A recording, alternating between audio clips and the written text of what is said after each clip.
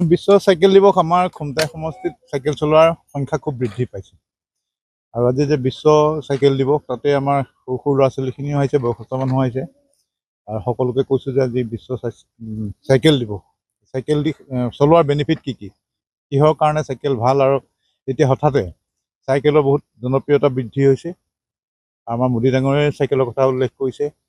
সকলোৱে এটা ওলাইছে যে চাইকেল এতিয়া চলাব লাগে, প্ৰদূষণ মুক্ত কৰিব লাগে আৰু পেট্ৰল ডিজেল যিহেতু অলপ সমস্যা হৈ যাব পাৰে, সেইকাৰণে এতিয়াৰ পৰা চাইকেল অভ্যাস কৰিব লাগে।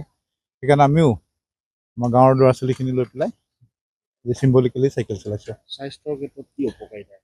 উপকাৰিতা বহুত আছে। চাইকেলতে ধুনীয়া এটা ব্যায়াম হৈ যায় আৰু ষ্টেমিনা বাঢ়ে। দূৰ দূৰণি চাইকেল মাৰি গুচি যাব পাৰে, আগৰ দিনত যেনেকৈ গৈছিলে। মই ৰাতিপুৱাটো সদায় 10 কিলোমিটাৰ ৰেডিয়াছত ঘূৰোৱেই। তথাপি মই সৰু সৰু ল'ৰা ছোৱালীখিনিকো বেছি উৎসাহিত কৰিব খুজিছোঁ। বৰ্তমান যান্ত্ৰিকতা আৰু আধুনিকীকৰণৰ দিনত এয়া এক প্ৰত্যাহ্বান বুলি নহয়?